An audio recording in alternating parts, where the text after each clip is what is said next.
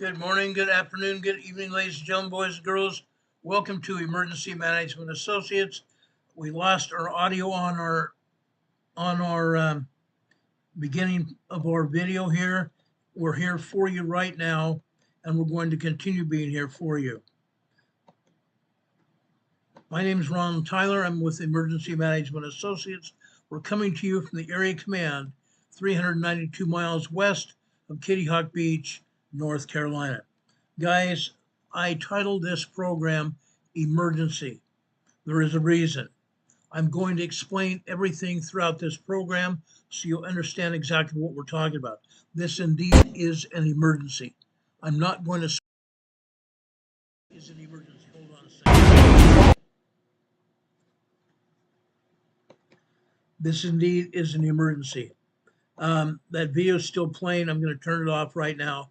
I don't know why the audio stopped just like it did yesterday, but we're not going to continue with it.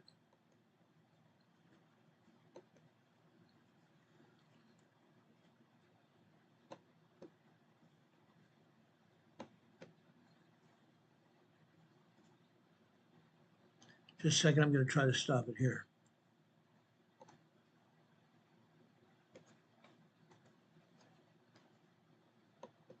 Okay, I did stop it. Anyway, guys, there's a reason I called this an emergency. Guys, it is. It really is an emergency. What's going on? As you know, we've had a lot of things going on around our world. And that's not even icing on the cake yet. Now, President Trump, I'm going to start with this. President Trump evacuated the United States Embassy personnel and all other personnel from the United States out of the Middle East. President Trump pulled all Americans out of the Middle East. It appears that Israel is preparing an attack on Iran to stop Iran from enriching uranium for an atomic bomb. Iran has threatened that if that happens, that Iran will attack Israel, and they will also attack all U.S. military personnel and facilities in the Middle East. Meanwhile, Ukraine is continuing to attack Russia. Yesterday, Ukraine attacked a Russian ammunition plant and set it on fire. Russia, prior to that, had continued its attack on Ukraine. Now, President Trump has talked to President Vladimir Putin in Russia many times. President Putin doesn't sound like he's anywhere near signing an armistice or an agreement to stop attacking Ukraine, and Ukraine is nowhere near trying to stop an attack on Russia. Russia tried to take Ukraine several years ago in an attempt to bring all of the Russian countries that seceded from Russia back into the Russian fold. That's not going to happen. It's not going to happen at all. Now, with everything else going on between Israel going to possibly attack Iran, Iran going to attack Israel and all U.S. facilities in the Middle East, North Korea is also in this battle here. In North Korea, Kim Jong-un is president of North Korea. He's still enriching uranium in North Korea, along with Iran, preparing to battle with Iran and Japan and the United States. Kim Jong-un is preparing to battle South Korea, Japan, and the United States. China is also getting into this fray. China is also readying its forces for a possible attack, a pending attack on Taiwan and the Philippines. So we are spread out very thin. It's not going to stop with there, even there. Tonight, again, I'm going to discuss what has been going on in Los Angeles and why this happened. The Democratic Communists of America are trying to say everything was President Trump's fault. They're saying everything was his fault and everything was fine and quiet in California until President Trump sent in the National Guard. We all know that's false. Let me give you some ideas what's actually going on. Now, in order to do that, in order to tell you exactly what's going on, guys, it goes a lot farther than that. I want to tell you and give you a good history of what's happening. Okay? It goes back all the way back to 2023 when Tucker Carlson met with the former Capitol Police chief, Soon. I want to play this video clip for you because it definitely tells us what is going on. It's very important to take this back to this point because we definitely can see exactly what has happened. We need to have this information. We need to have this information. We need to make it very clear what is happening. Let's go and see Tucker Carlson interviewing the Capitol Police chief.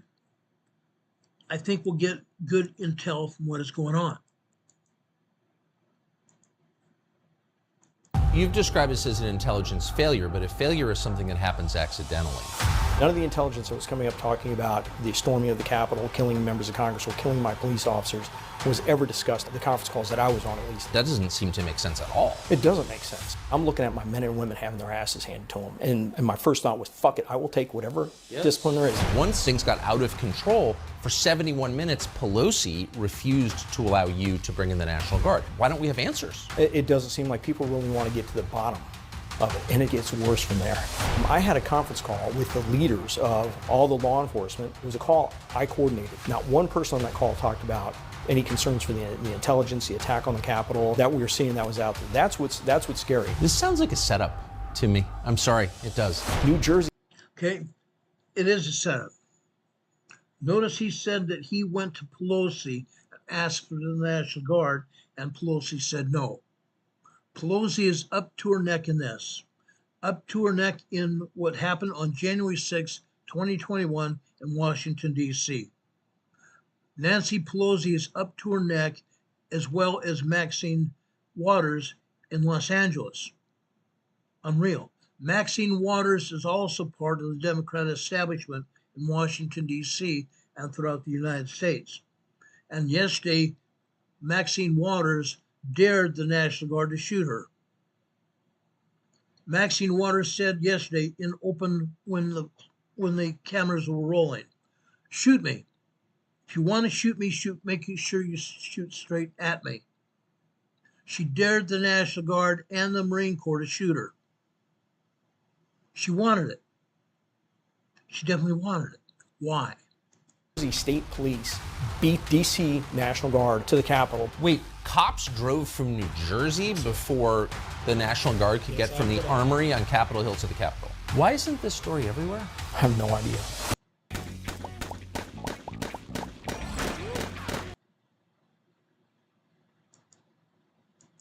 If you wanted to understand what happened on January 6, 2021 at the U.S. Capitol, one of the first people you'd talk to, maybe the first, would be Stephen Sund. Sund was the chief of Capitol Police that day. He knew more about what happened than virtually anyone else in the United States. And yet congressional investigators weren't interested in talking to him. The media, not interested in talking to him. But we were. So earlier this year, we did a long sit-down interview with Stephen Sund about January 6th. That interview was set to air on April 24th of this year, and it never did. We don't own that tape, so we can't show it to you. So instead, we invited Stephen Sund back to explain what he saw and experienced that day. What he has to say is shocking. We recommend you watch. Mr. Sund, thank you very much for coming back. Thank you for having me back. So I want to start with the days before January 6th, 2021. It was commonly known there was going to be a demonstration, or believed there was going to be a demonstration in front of the Capitol that day. You were the chief of Capitol Police. You're in charge of security at the Capitol. So it would seem logical that you would have the most intelligence, the most up-to-date, most accurate intelligence about what was likely to happen that day, because you're consulting with all kinds of other agencies, intel agencies, law enforcement agencies, lots of federal agencies. But it doesn't sound like you did have the most information about what was going to happen. You're absolutely correct. I mean, what we've learned that it was out there at the time versus what we had coming into it, night and day. And when you talk about the intelligence agency, I have my own intelligence agency up at Capitol Police, IICD, Interagency Intelligence Coordination Division. Yes. That coordinates with the other intelligence agencies.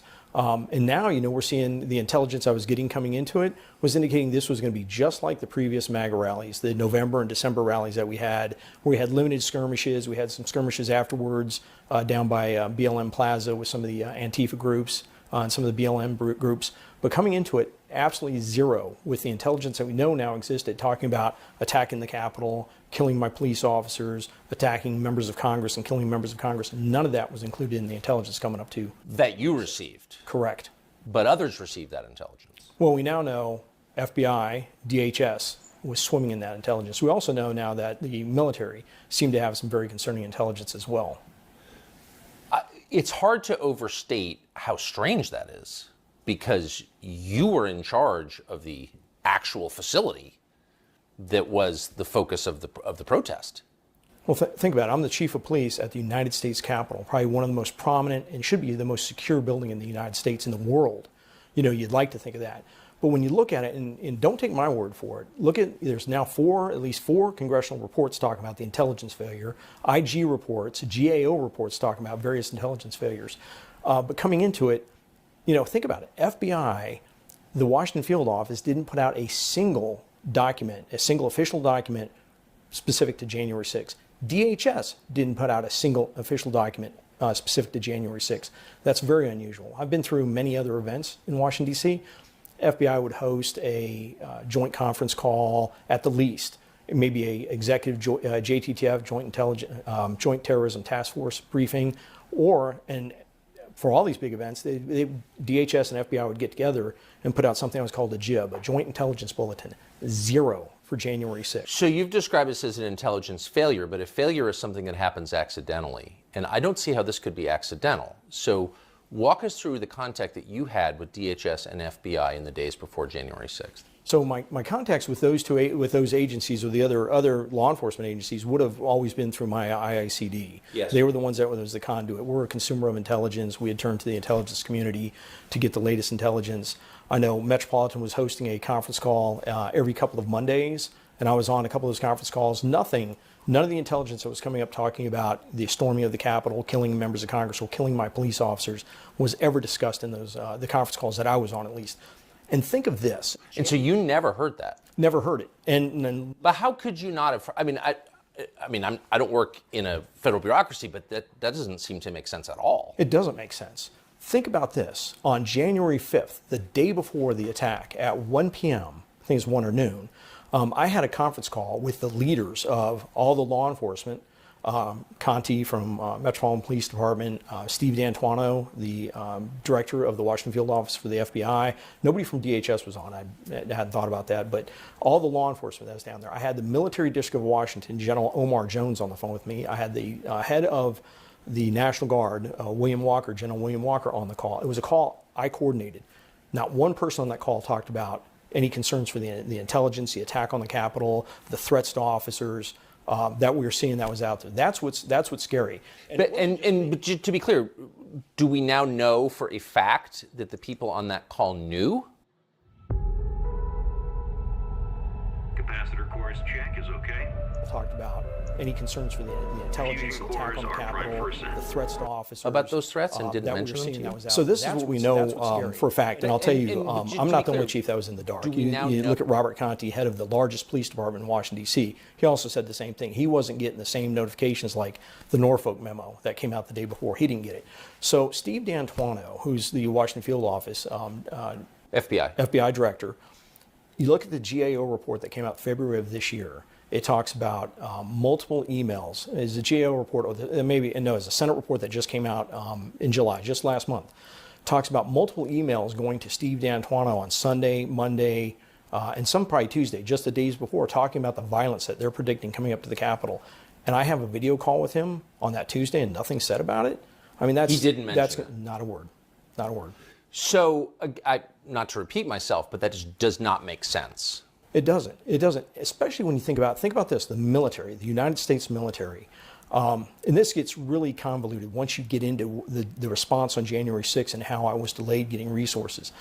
You have the United States military, Secretary of Defense or Acting Secretary of Defense Miller and General Milley had both discussed locking down the city of Washington, D.C., because they were so worried about violence at the Capitol on January 6th. On Sunday and Monday, they had been discussing locking down the city, revoking permits on Capitol Hill because of the concern for violence. You know who?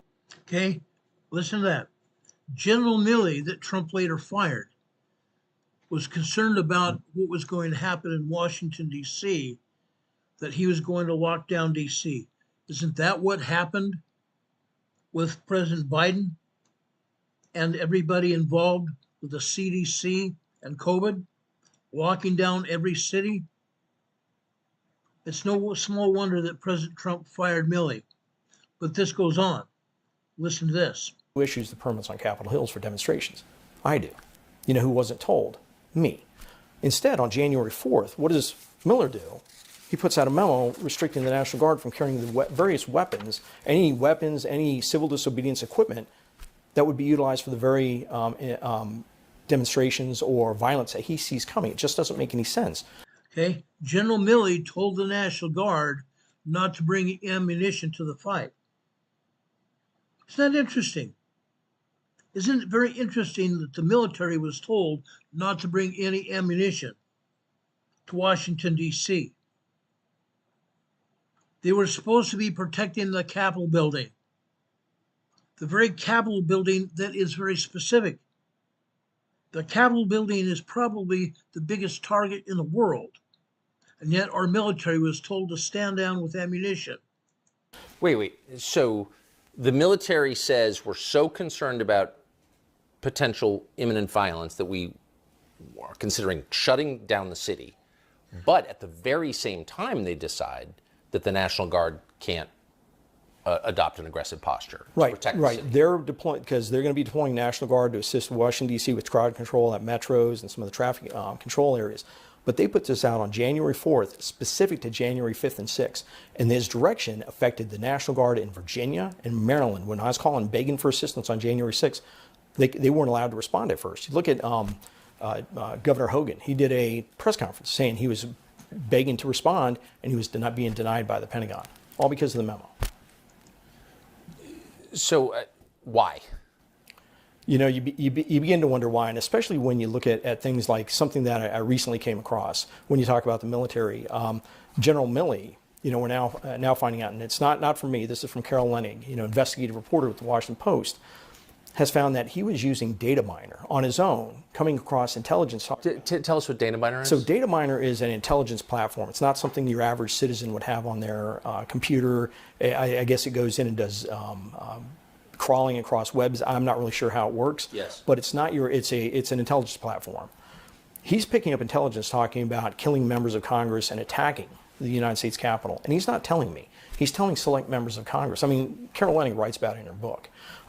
That's concerning as hell on there, because as the chief of police, you know, there's a duty to warn there, and I should be told so I can take the necessary action. I don't know who else he was telling, but he sure wasn't telling me. Again, what could possibly be the explanation for that? You know, I'm not really sure. You know, You've done this for over 30 years. You're very familiar. You've been in law enforcement in D.C. specifically for over 30 years. So you know how the city runs. You know how the federal agencies respond to protests. This is not the first violent protest. Not at all. There have been many. I've done many national special security events, and this was handled differently. No, you know, the intelligence, no jib, no coordination, no discussion in advance. It's almost like they wanted it to be watered down, the intelligence to be watered down for some reason. You know, I talked about a little bit in the book that maybe they were concerned for the Trump invoking the Insurrection Act, and they're worried about that. But I've had people, you know, there's other, thoughts out there. But, you know, luckily we still have people investigating this, because I still think there's puzzle pieces missing. Someone's going to find out what's really behind all this, because it wasn't right, the way the intelligence was handled and the way we're set up on the Hill. Big picture, just to restate, you've seen many things like this, and as you just said, this was very different. This was handled very differently. By whom? By the intelligence. I'd say 1, by the intelligence agency, 2, by the military. So the reason why I say the military, think of this. By federal law, you know, Congress passed a law that requires me to go to the Sergeant Arms, Capitol Police Board, in advance of an event, and to request federal resources such as the National Guard. So Congress passed a law. It's 2 U.S. Code 1970. Look it up. Just make sure you look it up before Hey, North Carolina homeowners.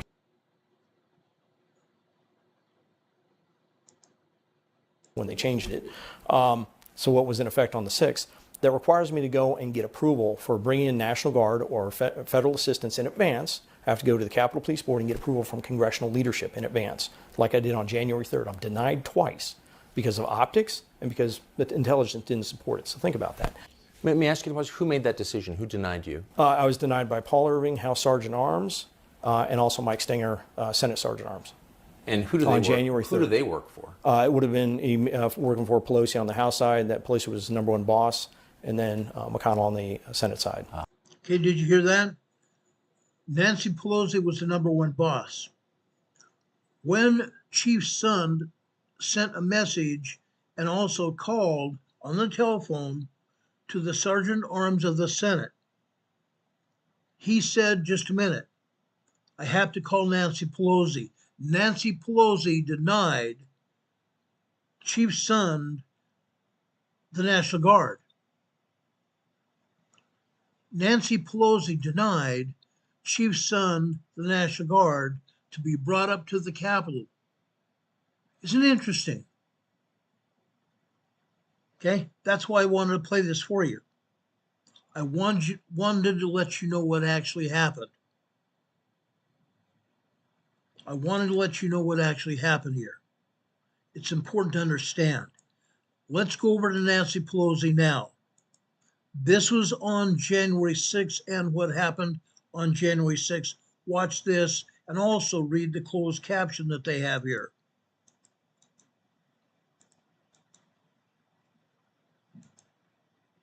How many times did the members ask, are we prepared?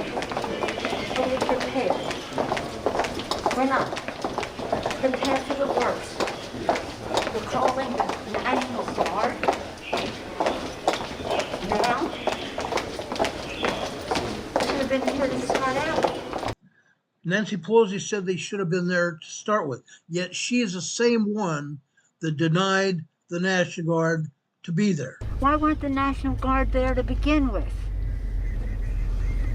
They thought that they had sufficient resources. That is not a question of how they had been. They don't know. They clearly didn't know, and I take responsibility for not having them just prepare for more. Okay, she said she took responsibility for not anyone having prepared for what happened on January 6th. Okay, now Nancy Pelosi, let's listen this out. Scott McFarland's here with us. Scott, good morning to you. Hey, Tony, it's quite something. Nancy Pelosi is heard talking about the prompt impeachment of Donald Trump and saying he must pay a price for January 6th. Okay, again, Nancy Pelosi was also then calling for Donald Trump's impeachment because he didn't do what was necessary to protect the Capitol and everything else. Well, guess what? That wasn't the case, was it? Nancy Pelosi did not call for the National Guard to be brought in and denied it happening. It goes further. Watch this. This is yesterday. On January 6th, with violence against the Constitution, against the Congress, and against the United States Capitol, we beg the President of the United States to send in the National Guard. She's lying. She's lying. Chief Sund wanted the National Guard in. Chief Sund had already, days earlier in the week, from January 6th was on Friday, earlier in the week he met with and telephone conference called with the other leaders in the area, other law enforcement leaders. But they said they didn't have any intelligence that there was going to be a problem. Yet on January 6th, Nancy Pelosi was asked, or actually Chief Sund asked the Sergeant at Arms of the Senate to ask Nancy Pelosi to have the Guard sent in. She refused it. You heard her on the tape. He would not do it. Not only would he not do it, when law enforcement people were being harmed, some later died. Okay, let me stop there. No law enforcement officer was harmed on Capitol Hill or anywhere else. No law enforcement officer died as a result of injuries sustained on January 6th. There was a police officer from Capitol Hill Police that died of a heart attack several days later, but it was not in response to January 6th. So Nancy Pelosi and the rest of the Congress were blaming Trump for those officers' death. There was only one officer that died of a heart attack several days later. But again, it was not as a result of January 6th. No one was killed except for a civilian. One civilian girl from San Diego, a former military veteran, was killed coming in through a window that had been broken prior to her even climbing through it. A Capitol Police sergeant shot and killed her illegally. She was not endangering his life, but he fired on her and killed her. Again, everything Nancy Pelosi is saying here is false. He would not send it in when an insurrection that he incited was causing damage to those assigned to protect the Capitol and the Constitution that day, to accept the results of the Electoral College. That day, he didn't do it. He forgave those people. Now his people want to raise money for them, and yet, in a contra-constitutional way, he has sent the National Guard into California. Something is very wrong with this picture. Inconsistent in his actions, contrary to his own statement that he couldn't, of a year ago, that he couldn't. Okay, it was more than a year ago. It was on January 6, 2021. That's 4 years ago. Send anyone in without the governor's consent. Okay, again, look at that. She's telling us, all of us throughout this country and all around the world, that President Trump could not send in the military without the governor's consent. Let me remind all of you here. Let me remind all of you that the president has only the authority to send in the military given any emergency situation. Only the president. A mayor, a governor, even a board of supervisors in a town or county cannot order the National Guard in. The mayor or the board of supervisors has to contact the governor. The governor then has to contact the president in order to get permission to send in the National Guard. Who is the leader of the National Guard? Who is the leader of the National Guard, guys? Who is the leader of our military? President Trump. President Trump had the authority to send in the National Guard into California, regardless of what Nancy Pelosi or anybody said. Any place, and in violation of the Constitution. President Trump was not in violation of the Constitution at all. Nancy Pelosi is speaking out of her butt. Nancy Pelosi was speaking out of her butt, guys. It's incredible what she has gotten away with. And not just that. Newscom. Let me let you hear from Governor Newsom, who also blames this, and the CNN also, in a report last night, blamed President Trump for everything going on in Los Angeles. Watch this.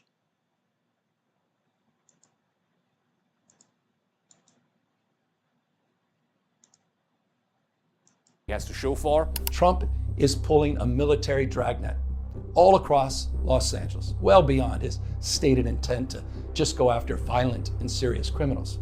His agents are arresting dishwashers, gardeners, day laborers, and seamstresses. That's just weakness masquerading as strength. Donald Trump's government isn't protecting our communities, they're traumatizing our communities. So in sum, Trump's aggressive actions in Los Angeles are less about immediate immigration enforcement, it's more about political theater. Look what CNN just said. political theater.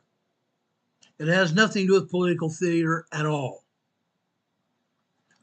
These rioters were on scene in Los Angeles. On scene in Los Angeles, downtown Los Angeles, destroying the place. Destroying the place. President Trump was well within his rights, constitutional rights, to bring in the National Guard here. He brought in the National Guard. He also brought in the Marine Corps to back up the National Guard. Now there is close to 4,000 National Guard troops and Marines on site in Los Angeles. And also, governors have called them in over in Texas and all over the place, including Florida. Yes, there are riots in Florida. There are riots in Seattle, Washington. There are riots in Portland. There are riots in Salt Lake City and Denver as well. Most major cities have riots as a result of this. Why? Because they're being fueled.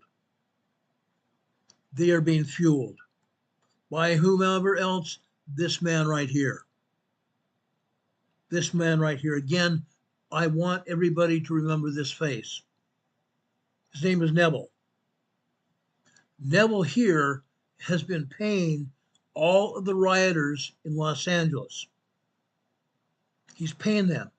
He put out a Craigslist ad asking for volunteers, asking for people that he was willing to pay upwards of $6,000 to $12,000 each week.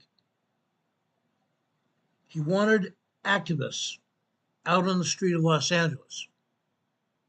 He's paying them. Guess what, guys? Other things have also happened. Now, why am I telling you this?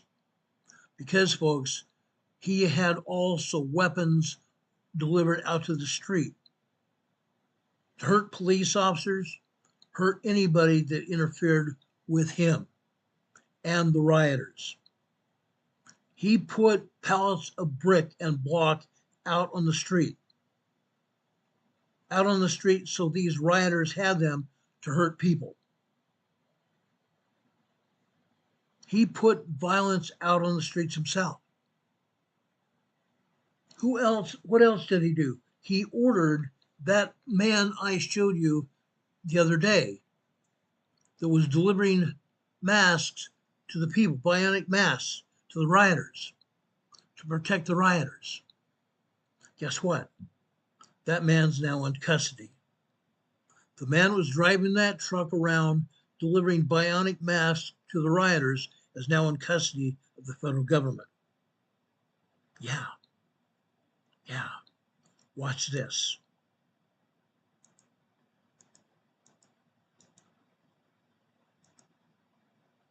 The riots in Southern California and across the country persisted. A curfew seemed to help in downtown Los Angeles a bit last night. However, rioters still attacked police for 6 straight nights, so there were clashes there. I'm Harris Faulkner. You are in the Faulkner Focus.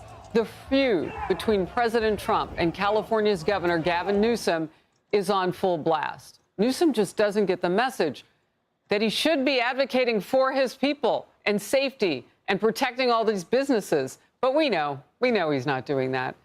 He's going after Trump. Today, a federal judge will hear arguments on Newsom's attempt to stop the National Guard from being deployed to Los Angeles as the president did. Okay. Newsom filed a lawsuit against President Trump to stop the deployment of the National Guard and the Marine Corps. Guess what? Yesterday, the federal judge says it wasn't unconstitutional. The president had every right to bring in the National Guard and the Marine Corps. So again, Newsom lost that case as well. Newsom's a problem. Necessarily so. Trump is not backing down from that fight. What we have is a situation in Los Angeles that was caused by gross incompetence. They didn't have the police to handle it. The police were asking us to come in. They were very late. While we were there, we stayed there, and we stopped tremendous destruction and death. We stopped the deaths. We stopped a lot. We are going to have law and order in our country. Okay, before I continue, he said he stopped it. And yet, last night, what happened last night? Can anybody tell me what happened last night? While those people were out looting the stores in Los Angeles, they hurt somebody, they killed them. Last night, late, police found a body outside a store that was looted. So there's already been one death as a result of the riots. Unreal. Enforcement agents out getting illegal aliens, particularly those who had committed the most egregious and violent crimes. So that's how the anti-ICE portion of this chaos started. It has now morphed into things that are violent by some of these rioters, and it's spreading beyond Southern California.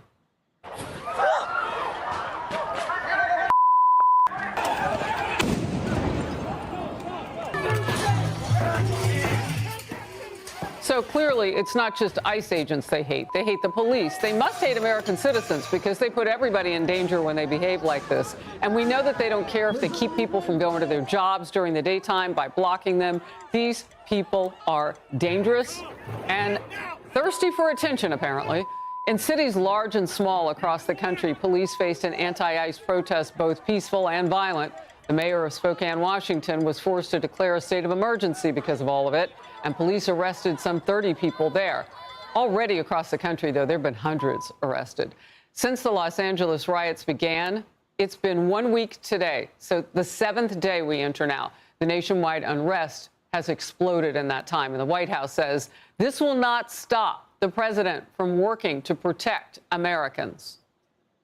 Let this be an unequivocal message to left-wing radicals in other parts of the country who are thinking about copycatting the violence in an effort to stop this administration's mass deportation efforts. You will not succeed.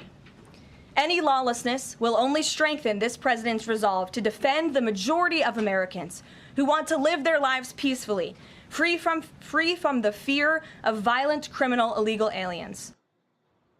Senior White House. Okay, I'm going to stop it really quick for just a second. I want to show you something. Okay, let me show you something. These illegals here were arrested out on the riot scene in Los Angeles. These illegals here were arrested out on the riot scene. 9 of them. These illegal aliens that you see here had committed murder. They committed rape and other violent crimes, including sex trafficking. These same illegals were found on the street doing what they were doing ever since Friday night. So yes, there have been arrests. There's a lot more. Over 128 people have already been arrested. And also that man that was distributing bionic masks in Los Angeles. A lot more people are going to be arrested. Let's go back to Faulkner's focus here. House correspondent Peter Doocy is in the East Room where he will hear from the president. Peter. We had to pop out to the North Lawn. They said we couldn't do any live shots before the president got there. So okay, here we are. And so it's not a window. You're on the North Lawn. Good to know. It's all, it's all a green screen. Yeah. But now that the driver in California who allegedly dropped off those so-called bionic masks to rioters to use during a riot has been arrested, there are folks here at the top of the chain of command of government who want to know if there are shadowy anti-government folks bankrolling violence. They're probably paid, many of them, as you know, they're professionals. When you see them chopping up concrete, because the bricks got captured, they're chopping up concrete and they're using that as a weapon. That's pretty bad. Taking a cue from her boss, the director of national intelligence is already reviewing open source intel. We've seen, the ads put up on Craigslist offering people thousands of dollars a week to go out and conduct these violent and dangerous riots in the streets of not only Los Angeles, but we saw earlier in Chicago and New York and other cities across the country.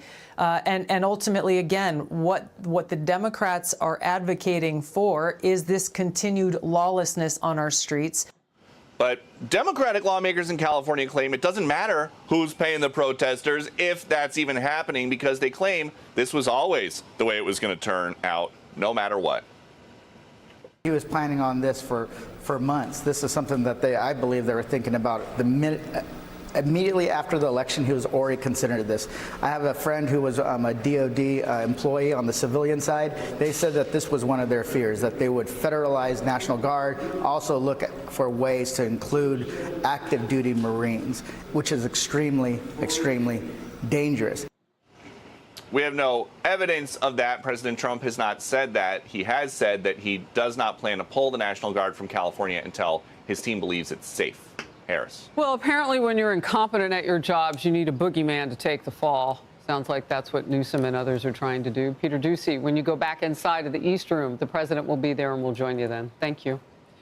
The Washington Examiner with a new editorial titled, Gavin Newsom's Big Los Angeles Riot Lie. The argument here, Newsom wants to make it appear as if everything was peaceful until Trump ordered the National Guard in. And it asks, how could Trump be responsible for all those cars being burned, tear gas deployed, and rubber bullets shot if it all happened hours before he got involved? It is Newsom and the Democratic Party that are intentionally spreading lies to create fear. Art Del Cueto, Vice President of the Border Patrol Union. Look, Art, you've seen a lot of things in your day. You've patrolled the border. You've seen things get out of hand in different parts of the country. Tell me, what does this look like to you? Just at first glance, was this a movement that was going on before or after Trump? Because they seem to want to argue about that.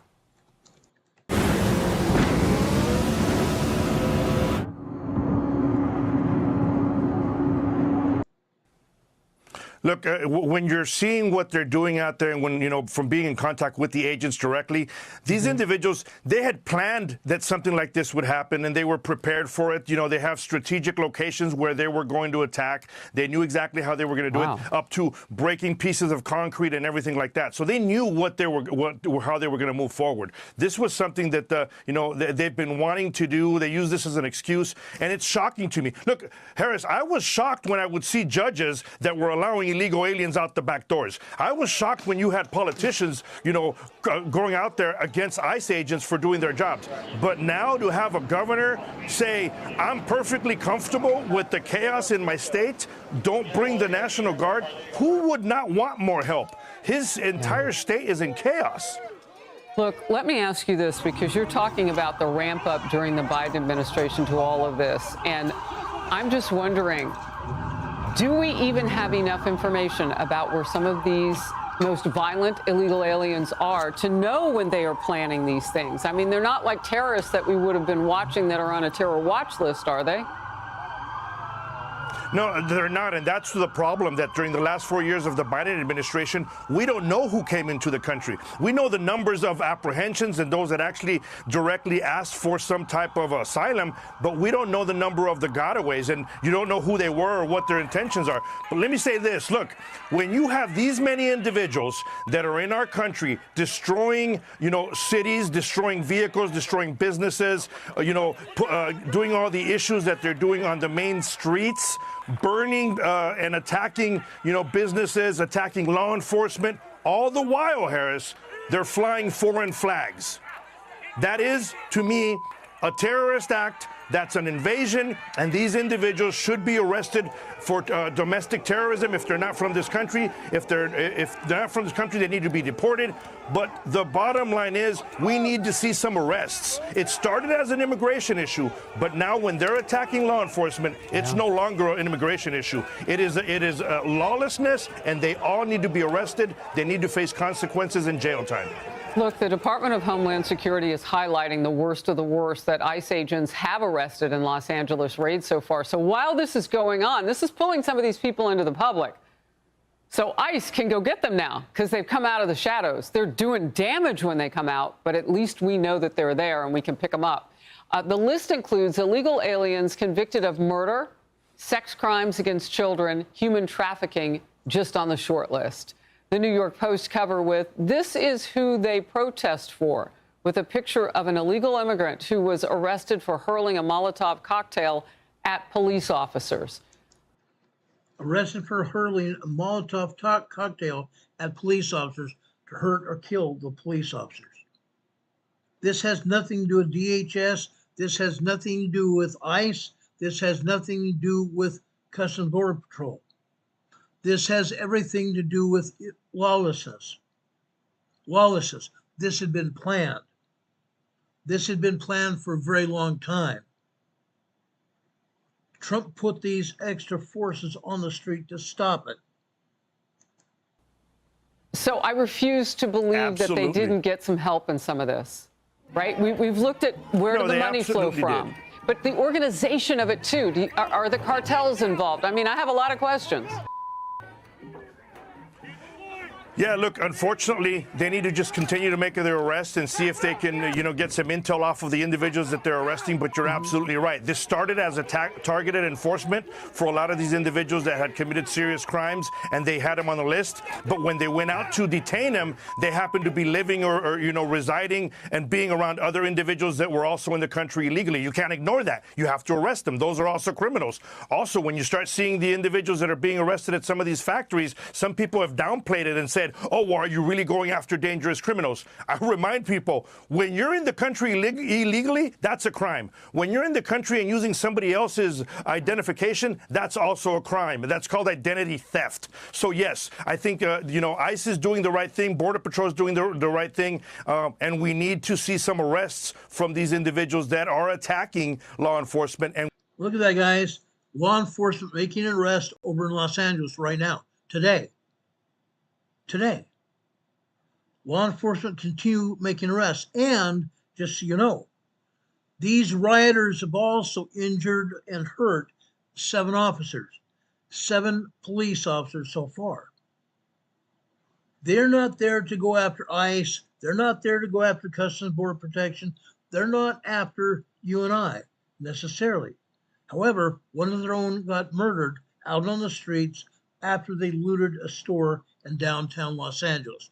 And the police are still making arrests. And we need to see real consequences because, as you said, it's not just in Los Angeles. It's spreading to other parts of the country. The ICE facility in Tucson got attacked last night, and several of their windows were destroyed. And some of the agents were also attacked down here, too. I'm sorry to hear that for those agents. My goodness. And that's an important corridor because up Nogales through Tucson, you and I have talked about this because that's our home state.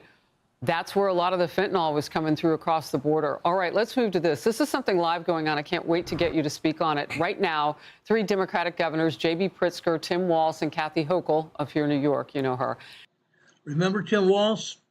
Tampon Tim? Remember? The governor of Minnesota? Watch this. They're all trying to defend their state's sanctuary policies before the House Oversight Committee. We have already seen some fireworks from Chairman James Comer. Let's watch. Let me be clear. Sanctuary policies do not protect Americans. They protect criminal, illegal aliens. Minnesota Governor Walz stood at a commencement podium and smeared ICE agents as, quote, Trump modern-day Gestapo.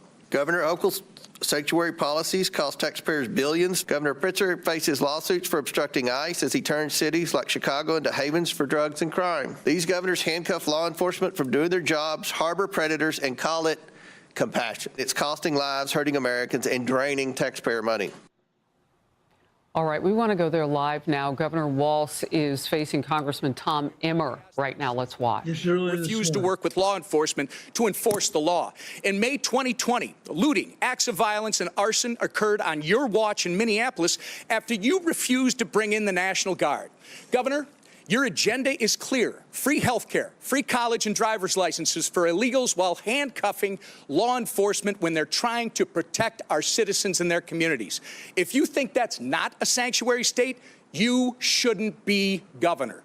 By turning Minnesota into a magnet for illegals, you have opened up our communities to dangerous criminals, including known terrorists, gang members, murderers, and child predators. You have sent a resounding message that if you're a hardworking, law-abiding citizen of Minnesota, your safety and well-being are not the priorities of Tim Walz and his administration. But if you're coming to our state illegally, you're not only welcome with open arms, you're entitled to free stuff on the taxpayer's dime. This is absolutely disgraceful. Governor Walz, your sanctuary state agenda has been defined by your utter failure. You have failed to enforce the rule of law. You have failed to uphold our national sovereignty. And most importantly, you have failed the people of Minnesota. The time for radical sanctuary state policy, sir, is over. The voters made that clear last November when they elected President Trump and Vice President J.D. Vance. You remember him, don't you? Governor, the time for real leaders and real leadership is now. And with that, sir, actually, Mr. Chairman, I ask unanimous consent to introduce into the record the governor's tweet that I referenced from May 23rd, 2018, which makes it clear his hatred for federal law enforcement. Thank you. Without objection, so ordered. Mr. Chairman? Yes. Chair recognizes Mr. Mfume. Mr. Chairman, thank you very much. I have a unanimous consent request, and I'd like to present both of those to you at the same time. Proceed. Okay. I ask unanimous consent that we enter into the record an article from The Hill of... Okay, we want to just come back for a moment. Congressman Tom Emmer there from Tim Walz's home state, so you know they know each other, and the politics were on fire right then. Emmer is the House Republican whip, and he read the riot act to Tim Walz about his policies as governor of that state. I want to bring in Art Del Cueto one more time. Art, look, the battle is mighty right now to protect the nation from what we lived through. Millions of people entering illegally into this country. And to do that, you have to go after these sanctuary states and cities. Your reaction to what we just saw? Well, first and foremost, I'm disgusted by politicians that continue to, categorize and compare law enforcement and Border Patrol agents and IJ agents to the Gestapo. That just makes my blood boil, I can tell you right now. Those are my heroes. Why doesn't he come down here and see exactly what they're doing and what they've been doing for several years, putting their lives on the line, getting attacked by cartels and criminals, and he's going to go up there and all he cares about is creating this magnet, because that's what he's doing. He's creating a magnet for more criminals to come into the United States. He's creating a magnet for more attacks on law enforcement. That's the individual it makes my blood boil, Harris, when I hear individuals say something like that. Why doesn't he put out his address and home all these individuals that are coming across? Why doesn't he put them up in his home? That's the thing. They're quick to go up there in their soapbox and say, I'm the caring person, I'm the one that cares, when all the while they're bringing up policies that destroy American values and they destroy American lives. That's all it does. Sanctuary cities, sanctuary policies are nothing but a magnet for criminal behavior. Look, I understand now why people say, and I say it too, I should shout it, the American people know what they're doing when they vote. They get this. November 5th, that guy would have been the vice president of the United States. That guy that you just described, and all of those failed policies and how they would have pushed us even further into a crisis, immigration crisis. Americans voted in part on that issue. It was important to them, and they got it right. Art. Okay, the American people got it right on November 5th. And then these same stupid people are out there destroying our country. These same stupid people are out here destroying our country now. Look at the foreign flags here. Look at the foreign flags, everybody. This tells a story. We have flags from Mexico. We have flags from Iran. We have flags from Gaza, Hamas, Palestinians. We have flags from all over the world. They don't want to assimilate into the United States. They want to take over the United States.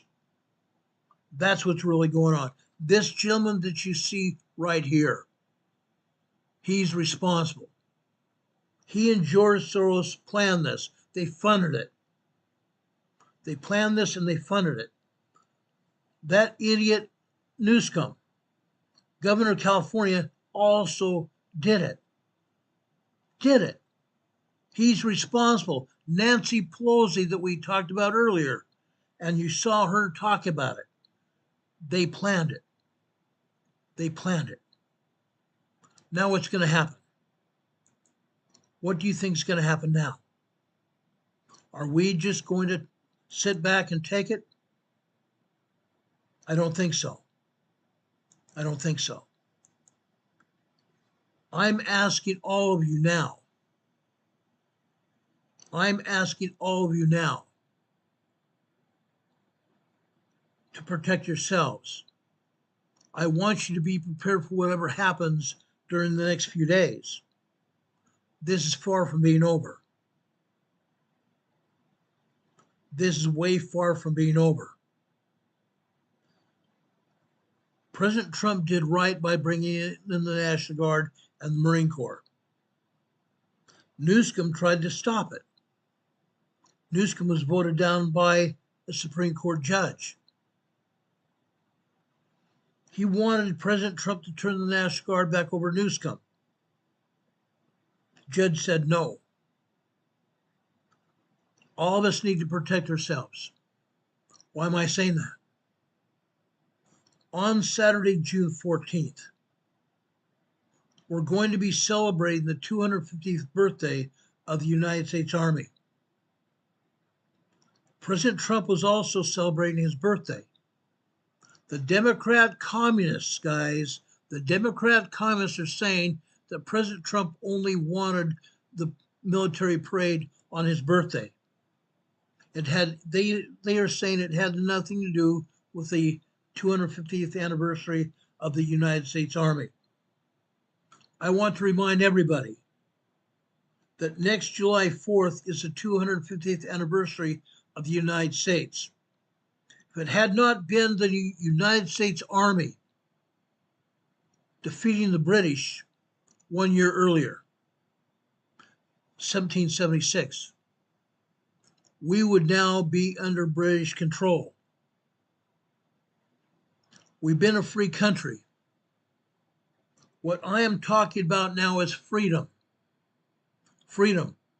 We have a constitution that we're defending, and President Trump is also trying to defend the Constitution of the United States.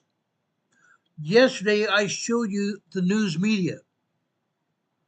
I showed you a news media briefing where they interviewed a Hispanic man on the streets of Los Angeles. He said that the rioters were out there to defend communism, that the people of the United States wanted communism, not diplomacy, not democracy. They wanted communism to take over this country. Okay? We don't have that. That man yesterday that was interviewed by the press saying he wanted communism, he said why too. He said communism gave everybody the ability to have a free phone, a free health care, free everything, free food as well. That's what communism guaranteed the people. He said not communism like Russia has it now, but communism before President Putin. Really? Really? Is communism so good? Look at the people in Cuba. Look at the people in Venezuela. Those are people living under communist rule. That man that was interviewed by the news media yesterday out on the streets of Los Angeles doesn't know what he's talking about. If it was not for the military, this riot would have continued worse than it is today. It's continuing today on the 7th day. Today is actually the 7th day, not tomorrow. It's continuing. It's continuing. Regardless of the birthday of the President of the United States, and it just happens to be June 14th as well. President Trump has called the month of June Military Celebration Month. Military Celebration Month. But now the Democrat communists are saying that he's going to be celebrating his birthday by a show of military strength on his birthday, which has nothing to do with his birthday. I'm asking everybody to be prepared for Saturday. I have a feeling the riots are going to not just continue, but get worse. Because the same people, George Soros and Mr. Neville, are going to continue bringing in weapons that the rioters can use to throw at police, injure and kill police officers. Again, as of yesterday morning, 7 officers have been hurt. 7 police officers have been hurt. Is it going to continue? I think it is. I think it's going to get worse. Linda Covington says nugs if needed. I agree. The police out on the street have nugs. They have pepper spray. They have pepper balls. They have their tasers. They have not deployed their tasers necessarily because the rioters would go over to the person being tased, rip off the taser, and then the officer would be without the taser. But they've employed pepper spray and pepper balls. In one instance, they also brought in the fire department water cannons. I honestly believe they should use the water cannons more profusely. Why? Because they can put dye in the water. They can shoot out these they can use these water cannons and shoot out this water, complete with dye. That way, anybody that gets hit with the water, the police know who they are. They will be marked with dye for quite some time. And the police can go out and arrest them. Every time they see somebody painted with dye, they can arrest them for being involved with the riot. This must needs be stopped, and it can be. I believe President Trump is trying to stop it. But even now, the authorities of the military have put the National Guard and also the Marine Corps on notice that they cannot carry a bullet in the chamber. They cannot carry a shell in the chamber. They have to chamber it before they shoot it. That gives them more discretion on whether they're going to shoot to stop or not. That is also the way it always is with the military here in the United States. If you think the military won't shoot you, if you go and try to threaten one of them, guess what? It will be all over. And maybe that's what needs to happen. Maybe they need to try to assault the military. Look out. Look out. You will be arrested. If you don't get arrested, you go away in a coffin. Okay? Maybe that's what they need to do. But again, I would love to see the fire department have dye in the water of their fire engines so they can shoot out and take out these rioters. And then we can identify these rioters and go out and arrest them. Mary M. says no kings protest on Saturdays worldwide. Mary M. says no kings. Let me explain no kings. Okay? Those rioters are calling President Trump a king. President Trump is not a king at all. Glenn Beck this morning was wearing a t-shirt that said no kings. But on that bottom of the t-shirt, there was a picture on the top where it said no kings, and on the bottom it says only Jesus Christ. Glenn Beck developed that insignia, and in fact, that same insignia is on his ranch in Idaho. Glenn Beck put that insignia together, and he's also developed t-shirts and hats. No king, only Christ. Only Christ. Now, I believe in that. I believe in that. But all I'm saying to you is also be aware of very dangerous people out on the streets on Saturday, where we might be celebrating Military Month, celebrating the anniversary of the United States Army. Not necessarily just President Trump's birthday, but the anniversary of the United States Army. which we should be able to celebrate.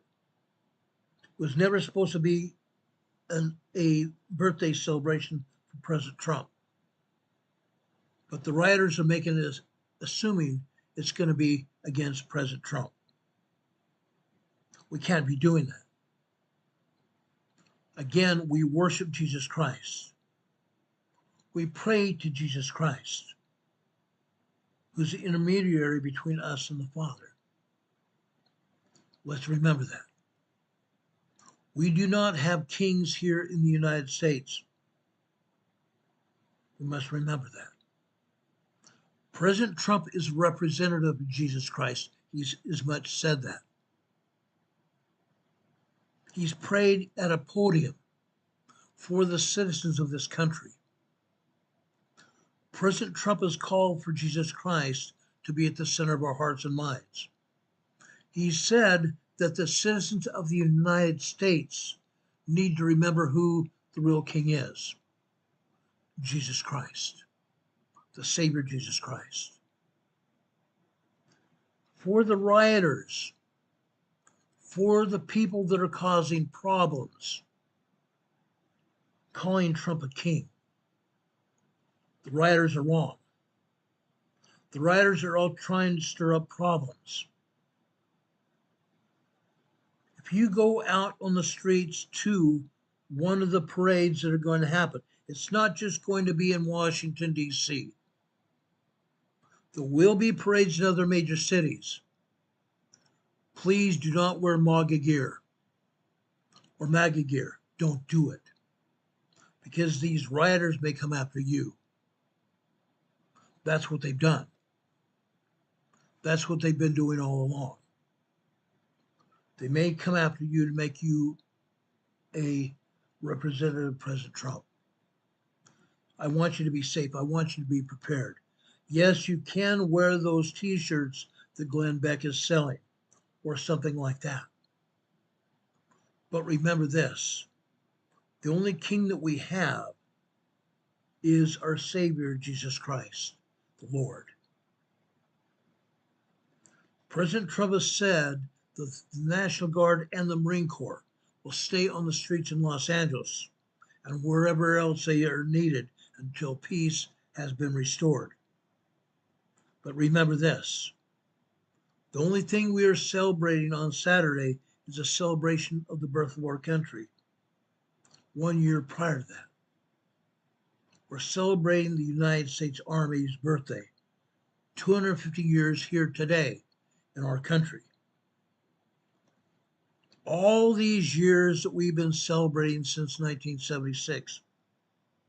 Our country's birthday was July 4th, 1976, or 1776. Today we are celebrating the 250th anniversary of the military, the Army. Next year we will be celebrating the birthday of the United States on July 4th, 2026. Rebecca the Explorer is here in the chat. Thank you for being here, Rebecca. She's saying Senator Alex Padilla of California has been handcuffed and removed by federal agents after interrupting a news conference by Homeland Security. Yes, that's the case. Let me show you this clip here from earlier this morning.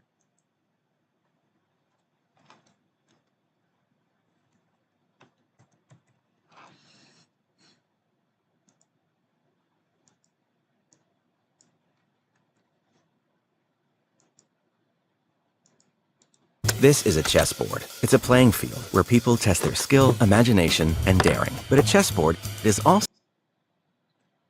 Let me let you see this. Yeah, it's interesting to read the statement from Homeland Security, Tim. It is a shocking video if you watch it. I don't know if this is something that we can get our eyes on here, but it's not just that he was removed from the room and being pushed by a couple of men in plain clothes. We don't know exactly what authority they had to remove him, but he was brought out. Okay, Secretary Noem of Homeland Security was giving a briefing about the riots in Los Angeles. She herself is in Los Angeles right now at the Emergency Operations Center. She was giving a briefing. The state senator, Senator Padilla from California, broke into the briefing. Watch what happens. outside of the room after identifying himself as a senator, saying that he had questions for Secretary Noem, forced to the ground, rolled over on his belly, and handcuffed. We know since then that he has met with the secretary. Apparently, she brought him into a room for a 15-minute conversation. It is unclear exactly what they discussed. But yeah, the statement from Homeland Security says Senator Padilla chose disrespectful political theater, interrupted a live press conference without identifying himself or having his Senate security pin on as he lunged towards Secretary Noem. We don't see evidence of lunging in that video. We also do hear him identify himself, so the statement is a bit curious at this time. That's a really good point. Democrats are outraged right now. If you watch what's happening on the Senate floor, they're moving into the chamber to protest what took place. Senator Booker, I should say, along with others, including Adam Schiff. Federal officials of the Trump administration. Okay. Let me back this up just a second here.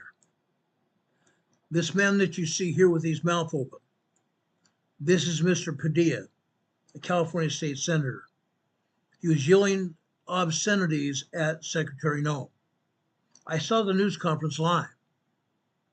He said he had questions and he yelled some obscenities at Secretary Noem. Then he was escorted outside the room. Officials of the Trump administration.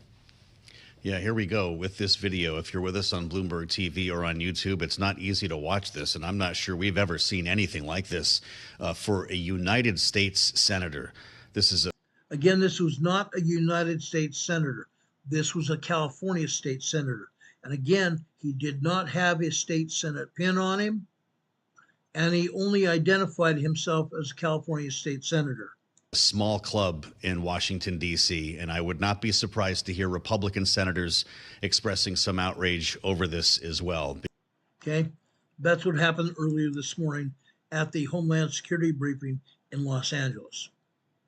Okay, he burst into the room from the back of the room and he was escorted out. Yes, he was handcuffed. He absolutely was handcuffed.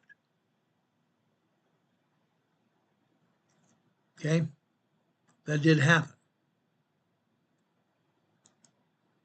But guys, remember what's going on here. They only want us to know their narrative.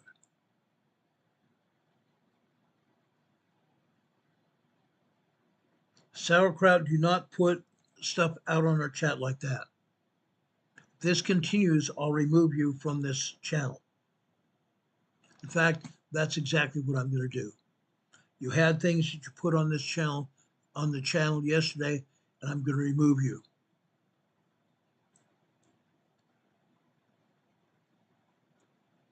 Bingo.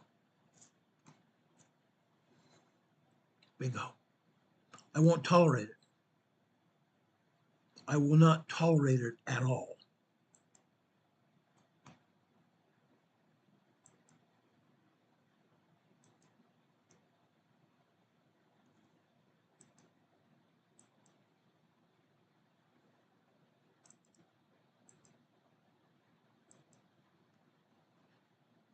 Okay. I appreciate you all reminding me about Secretary Noem's conference. I forgot to put it on the agenda here on our broadcast software, but as you can see, I use that clip right now so we can show you what happened. No, we do not protest here. There are other places to protest, but not on this channel. I want this channel to be for emergency use. I want to show you what's going on. And at the present time, with everything going on across our country and around the world, it constitutes an emergency. It constitutes an emergency because it puts our safety at risk. That's why I started out this briefing today with the information I did. Because it's not just here in this country, it's around the world. Does anybody else have any information for me that you want brought before us or have any comments or questions? I will be happy to take some comments or questions from you.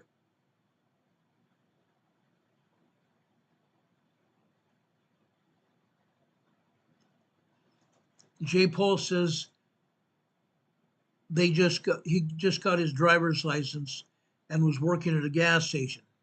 I guess this was on the celebration of our 1976 anniversary. He has an unopened 7-Up Centennial bottle from back then. I would love to have that myself. That's cool. That's very cool. Now, folks, I want you all to understand what's going on. That's why I bring you this program every day. I want this to continue.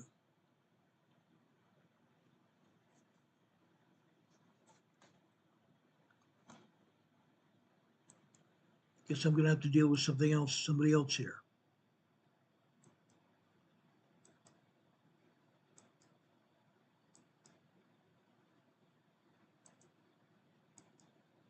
I just banned somebody else. Sad.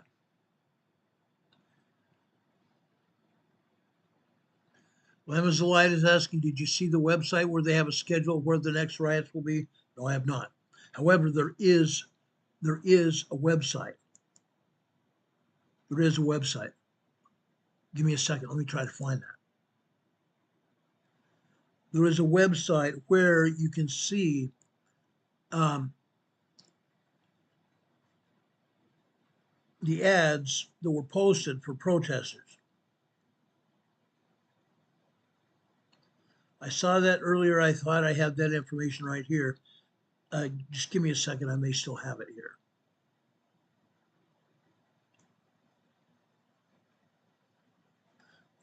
Now, Harris Faulkner from Fox and Friends showed that video earlier of the rioters all over the country. Literally.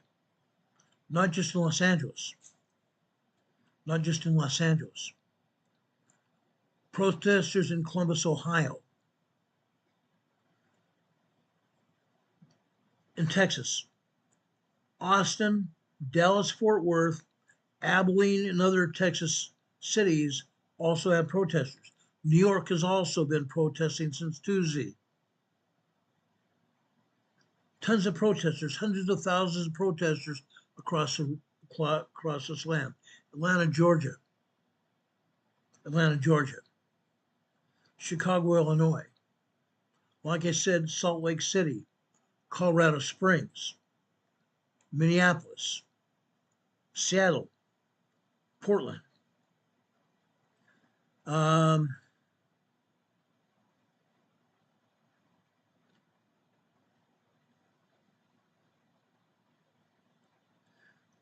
told you about the rioters in Austin, Texas.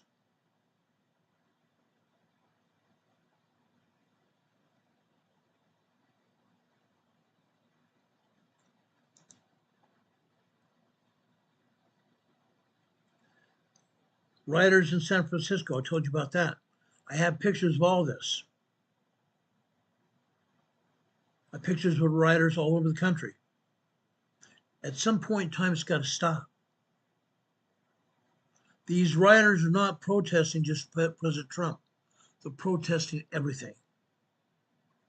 They want to turn this country into a communist country.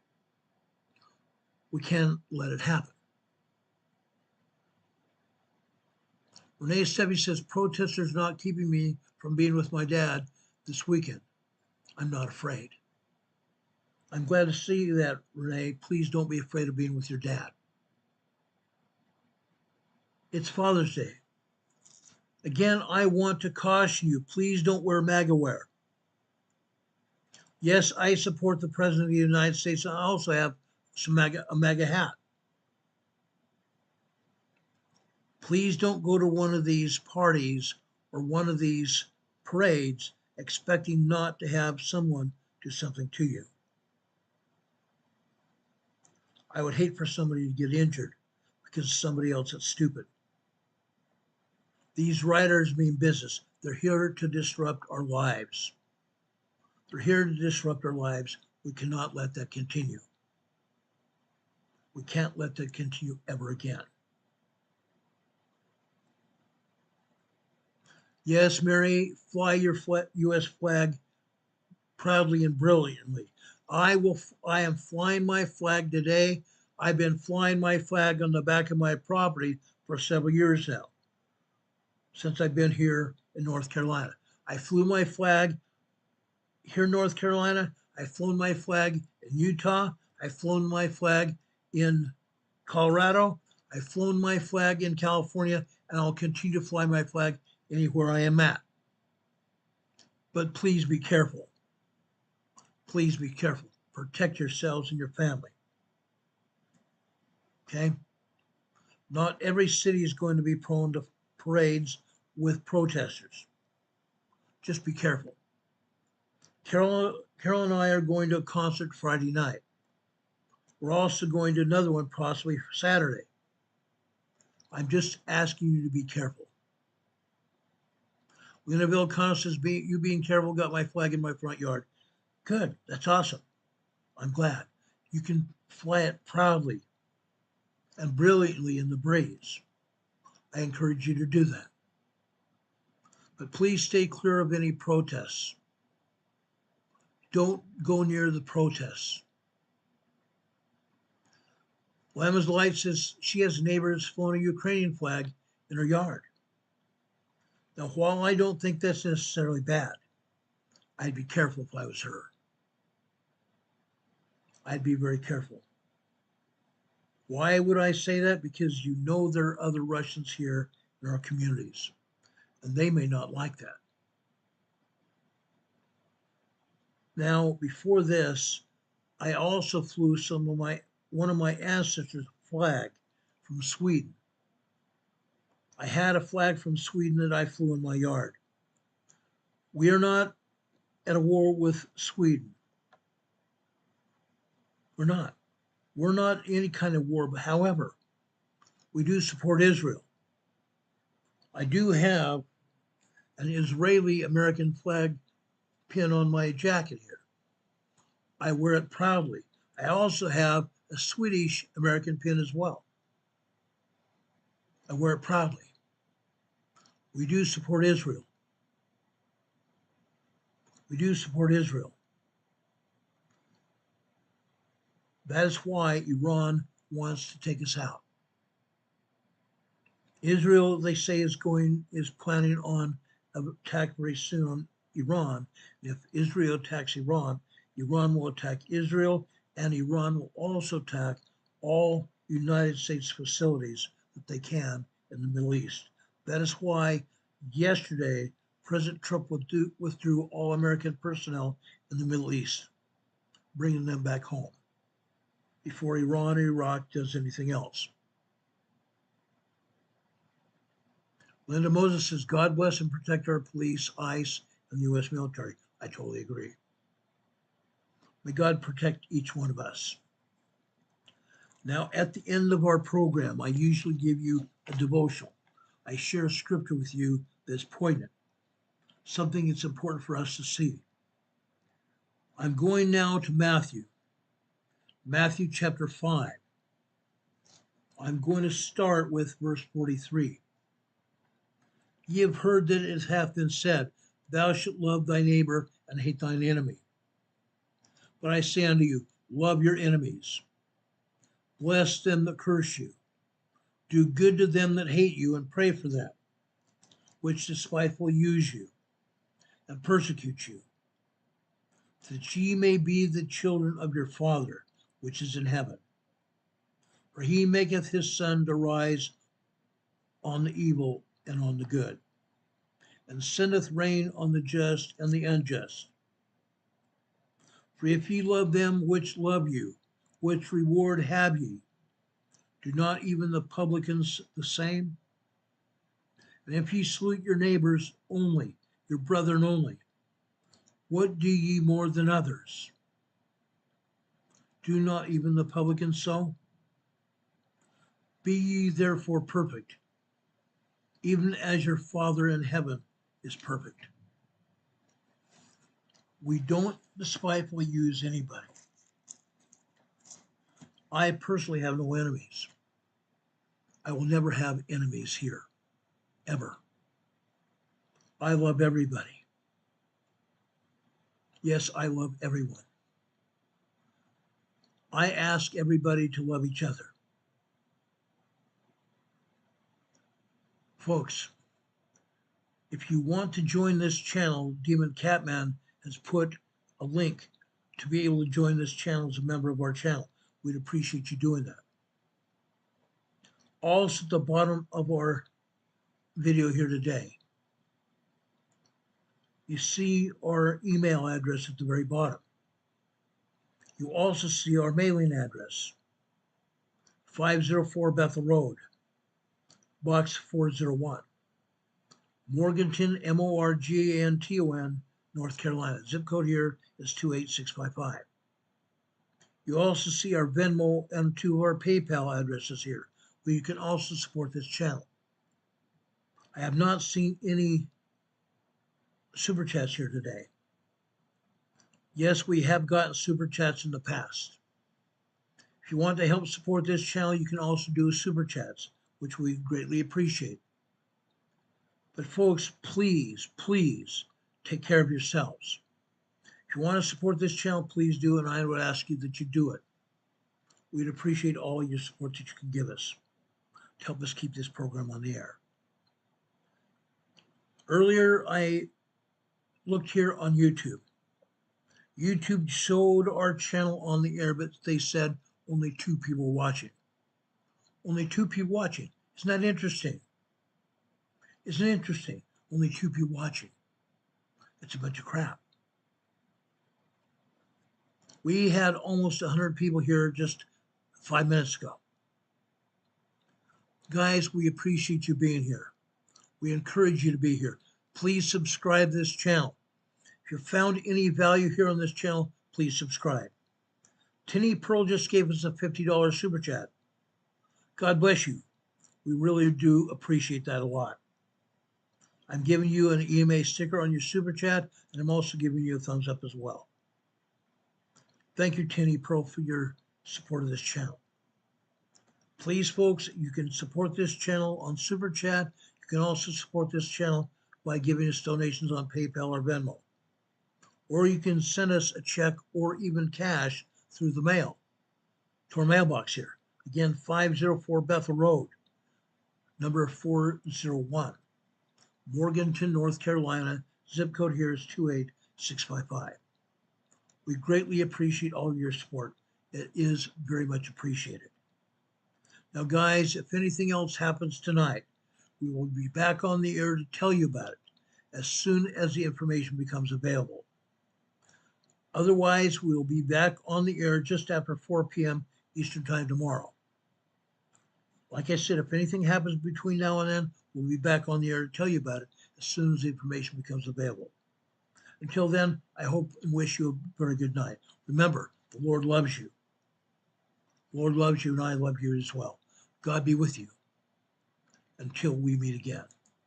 Have a good night.